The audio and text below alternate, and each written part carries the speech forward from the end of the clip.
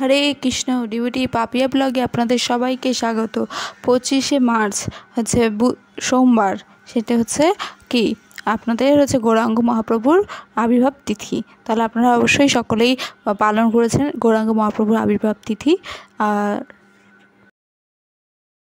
আর ব্যাস এই উপলক্ষে অনুযায়ী গৌরাঙ্গ মহাপ্রভুর আবির্ভাব তিথি উপলক্ষ অনুযায়ী আমি চলে এসেছি কল্যাণী ইস্কন মন্দিরে। তো কল্যাণী ইস্কন মন্দিরে এখানে খুব সুন্দরভাবে গৌরাঙ্গ মহাপ্রভুর আবির্ভাব তিথিটি পালিত করা হয়েছে। আর পরের দিন হচ্ছে জগন্নাথ মিশ্রের যে আনন্দের মহোৎসব হয়েছে, ঠিক আছে, সেখানে পরের দিনও আমি যাব। তো আজকে হচ্ছে গৌরাঙ্গ মহাপ্রভুর আবির্ভাব তিথি এবং সেখানে এত সুন্দর করে আয়োজিত করেছে মহোৎসবটির, এবং সাথে সাথে এখানে ভগবানের অভিষেকে আমি দর্শন করছি। এবং যেহেতু আমি উপবাস ছিলাম, তো সেই কারণে সেই দিন মানে অভিষেকের সময় আমি নিযুক্ত হয়েছি, সাথে ভগবানের অভিষেক আমিও করেছি। তো এবং যেহেতু 5টা থেকে অভিষেক ক্রিয়া শুরু হয়ে গেছে, ঠিক আছে, তো আমি তার আগে পর্যন্ত সেদিকে সিঁদুরে ছিল, তার আগে পর্যন্ত কীর্তন এবং ভগবানের চৈতন্য চরিতামৃত পাঠ কথা, ভাগবতম প্রভু এই পাঠ কথাটা পাঠ করেছেন, ঠিক আছে। তারপরে আবার সুন্দর নাটক, অভিষেকের পরে মহাআরতি পরে নাটক, এবং তারপরে প্রসাদ পাইয়েছে। তো প্রসাদে আমরা কী পেয়েছি, আমরা পোলাও পেয়েছি, ঠিক আছে। প্রসাদে সাবুর পোলাও, সাবুর পায়েস, ফল।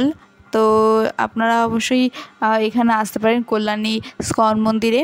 তো আপনারা কীভাবে আসবেন, সেটি হচ্ছে কল্যাণী স্টেশনে নেমে সেখান থেকে অটো ধরে বা বাস ধরতে পারেন, মাত্র 10-15 টাকা নেবে, ঠিক আছে। সেখান থেকে স্টেশন হচ্ছে নিমতলা বাস স্টেশনে নামলে আপনাদের 5 মিনিটে হেঁটেই হচ্ছে মন্দির, ঠিক আছে।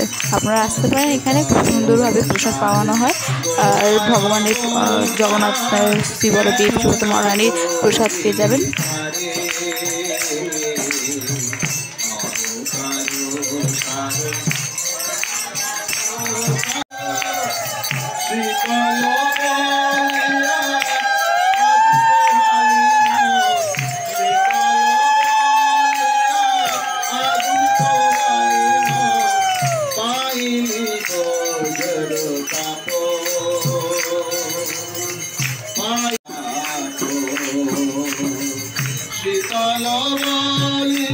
আপনারা সকলেই মহোৎসবটি দর্শন করুন, আরতি দর্শন করুন এবং ভগবানের অভিষেক দর্শন করুন। আর সবাই ভালো থাকবেন। আর যদি ভিডিওটি ভালো লেগে থাকে অবশ্যই শেয়ার করে দেবেন। আমি একদমই ছোট্টর মধ্যেই যেহেতু উপবাস ছিলাম, তাই ভগবানের কীর্তনেই মুগ্ধ ছিলাম এবং সাথে সাথে হরিনাম জপে সময়টা কাটিয়েছি, তাই বেশি একটা ভিডিও তুলতে পারিনি। যতটা পেরেছি আমি আপনাদের দেখানোর চেষ্টা করেছি। অবশ্যই আপনারা ভিডিওটি ভালো লেগে থাকলে অবশ্যই শেয়ার করে দেবেন। হরি বল।